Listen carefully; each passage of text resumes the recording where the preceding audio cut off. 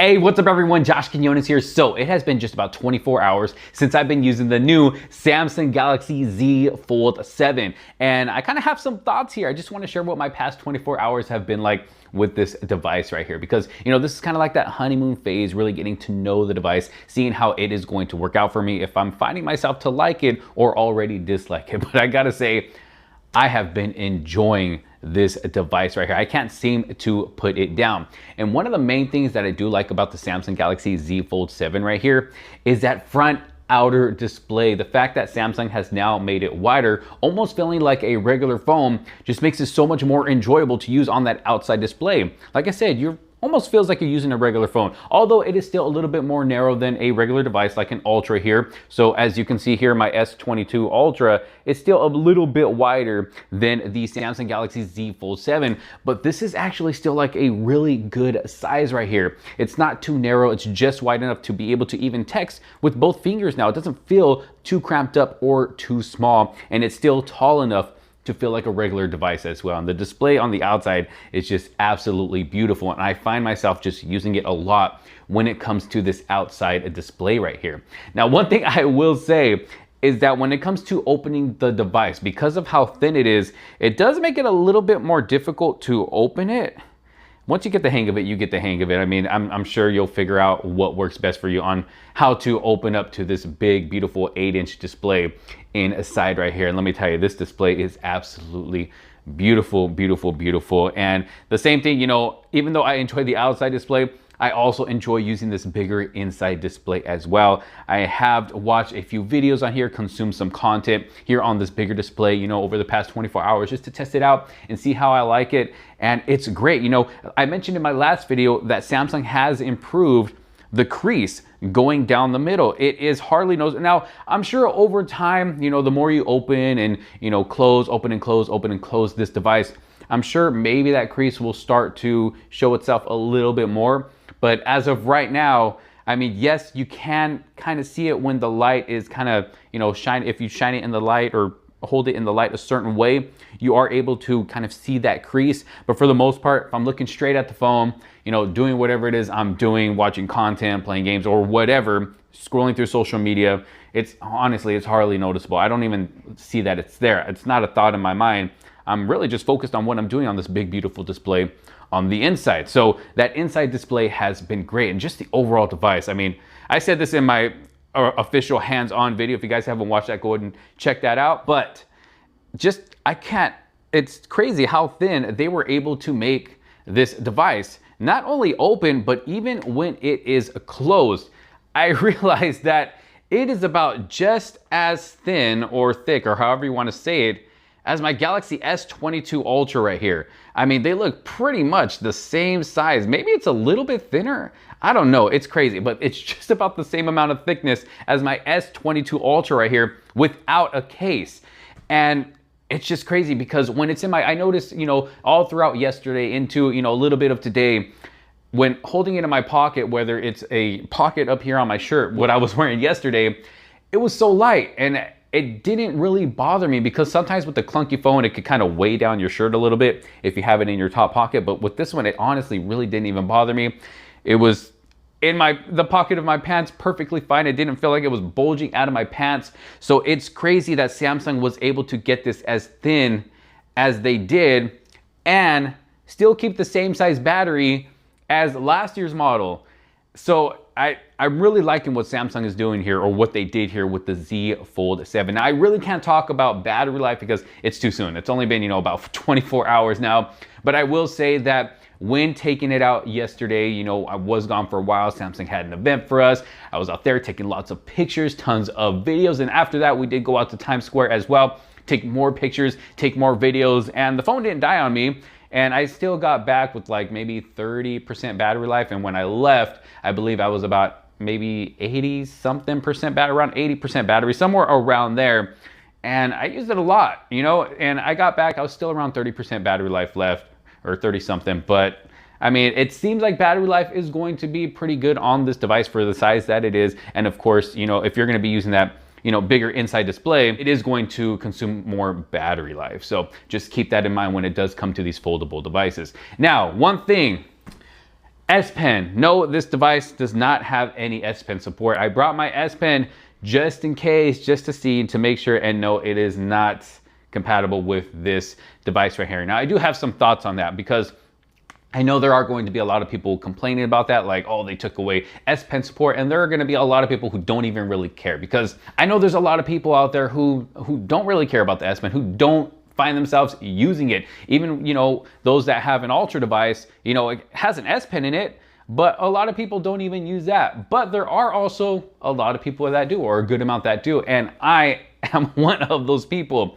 Being a content creator that does literally everything on their smartphone device, the S Pen has become a big part of that and a big help, especially when it comes to editing videos and editing my thumbnails. This really allows me to outline what I need to outline, or cut out what I need to cut out for certain thumbnails, move things around. The S Pen is a huge help for me. So for me personally, you know, I'm not gonna sit here and complain about it all day long, all month long, or whatever, but I will say that yes, I am kind of bummed out that they took away S Pen support for the Galaxy Z Fold 7 right here, because it is something that I personally use. But like I said, I know there's probably going to be a lot of people who don't even really care because they don't really use it. But those are just my 2 cents on the S Pen right here.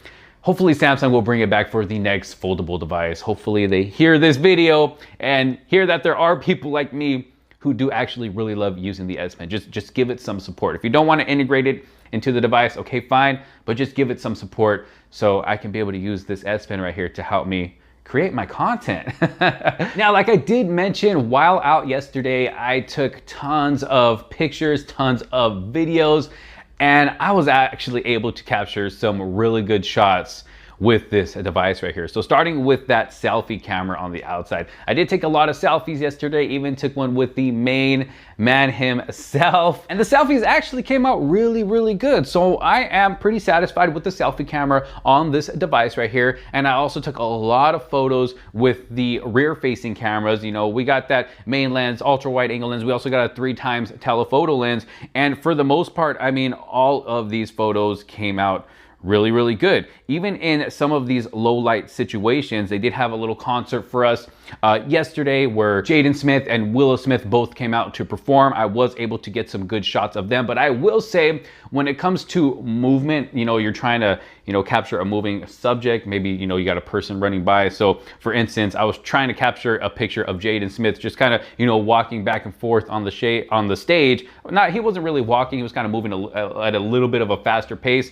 And it was really hard to capture a completely clear shot of him. I got some decent shots when he was kind of staying a little bit still, but when he was moving, they did come out just a little bit blurry. You can tell there was some, you know, a little bit of motion blur. So, and this was more in a low light setting as well. I'm sure if maybe the lights, you know, there were bright light shining or something like that, the pictures might have come out better with movement.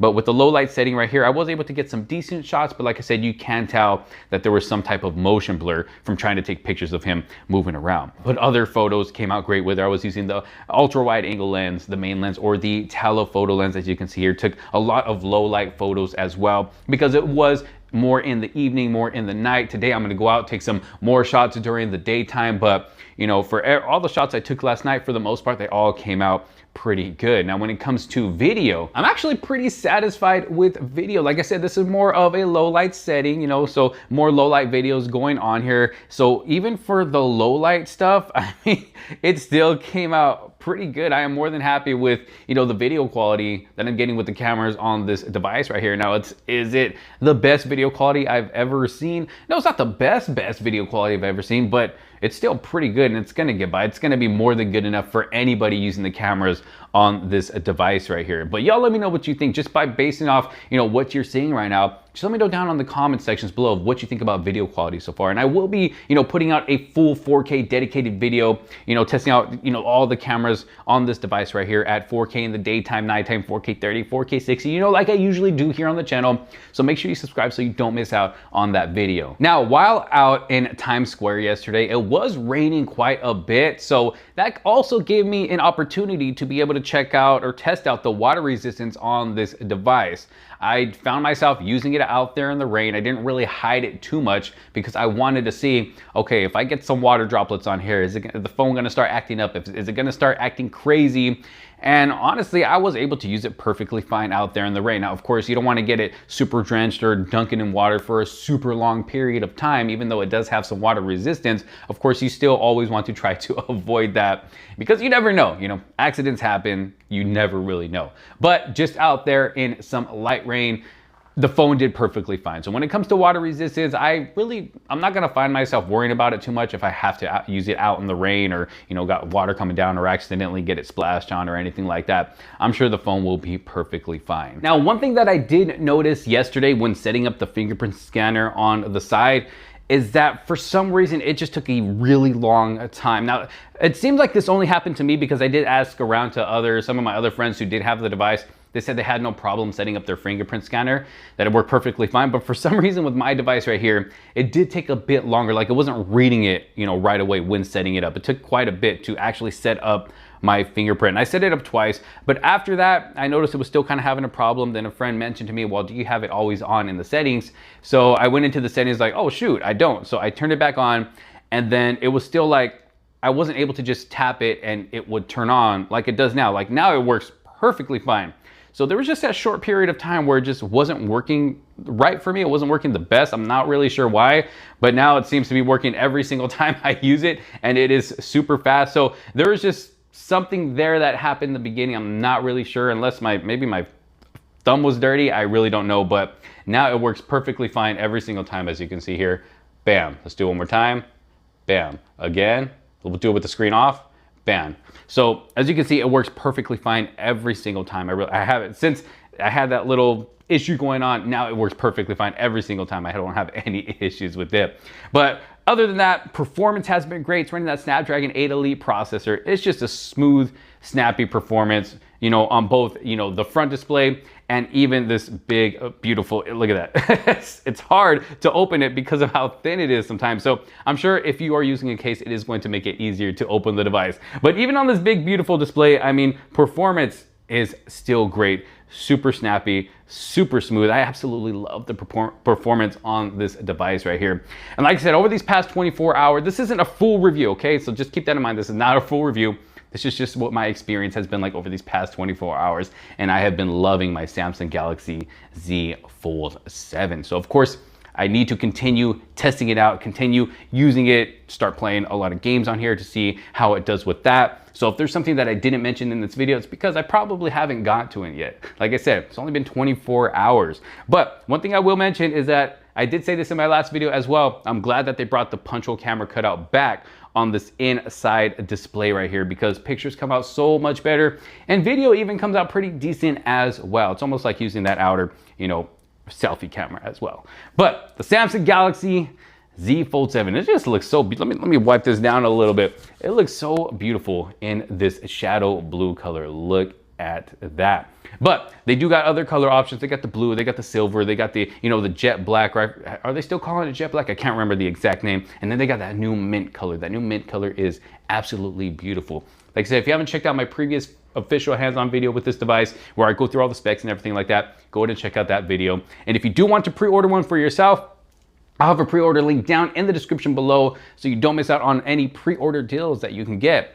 Any good trade-in deals for the Galaxy Z Fold 7. I'll have it in the description and the pinned comment. But y'all let me know what you think down in the comment sections below. What do you think about the Galaxy Z Fold 7 so far, just based off of what I talked about in this video and what you have seen in other videos, because I'm sure you all have seen tons of other videos already on this device right here. Let me know your thoughts down in the comment sections below. In my opinion, this is a true upgrade to last year's Galaxy Z Fold 6. But thank you all so very much for watching. If you did like this video and find it helpful, make sure to give it a huge thumbs up. Don't forget to subscribe. Hit that bell for notifications so you don't miss out on any other future videos to come. This is Josh Quinones. I'll see you on the next one. Peace.